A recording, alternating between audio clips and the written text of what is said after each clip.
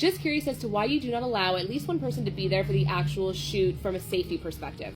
Awesome question. So there is a very specific answer to this, so I'm going to break it down for you. There are actually multiple reasons why I do not allow anyone anymore to be a part of the session. So like you can't bring a friend or anything like that.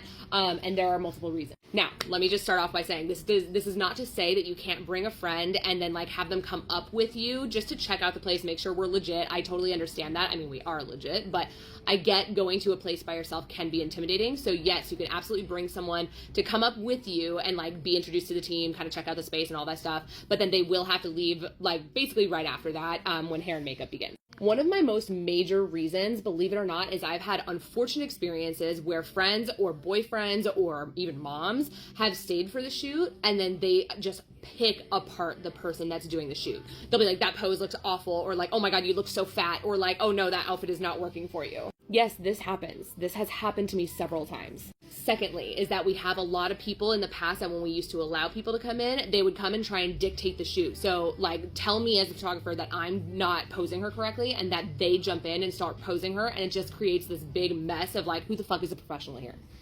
Thirdly, a lot of them steal from me. What do you mean? That means that if they take out their phone and start taking pictures of you or like whoever is posing or whatever, and I'm posing you and it's like my studio, my space, like all of that stuff, and they're taking photos over my shoulder, that is actually considered stealing. They are also a massive distraction to every single client that's had someone. They always think that they want someone there and then always regret it when I allowed them to have someone there. Every single time it is regretted because it's like they're such a distraction and they're trying to like, as the person that's being photographed, you're trying to like accommodate like the person that's there and trying to be like, oh, okay, like, you know, what do you think? And trying to include them when really it's not their shoot. All in all, I've had only awful experiences with people bringing other people to their session.